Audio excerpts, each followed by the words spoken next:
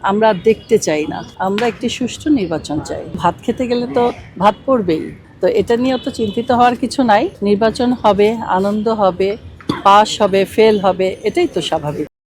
নির্বাচনী প্রচারের শেষ সময়ে ঢাকা ১৭ আসনে আলোচনায় এসেছেন একসময়ের জনপ্রিয় খল অভিনেত্রী এবং বিএনপিপন্থী শিল্পী রিনা খান।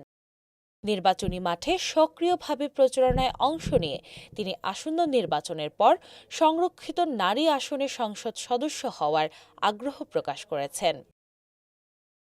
সম্প্রতি রাজধানীর গুলশান এলাকায় বিএনপির চেয়ারম্যান তারেক রহমানের পক্ষে ধানের শীষ প্রতীকে ভোট চাইতে গিয়ে সাংবাদিকদের সঙ্গে কথা বলেন রিনা খান। এ সময় তিনি জানান, দীর্ঘদিন ধরেই তিনি বিএনপির রাজনীতির সঙ্গে যুক্ত এবং বর্তমানে জিয়া সাংস্কৃতিক সংগঠনের সিনিয়র সহসভাপতি হিসেবে দায়িত্ব পালন করছেন।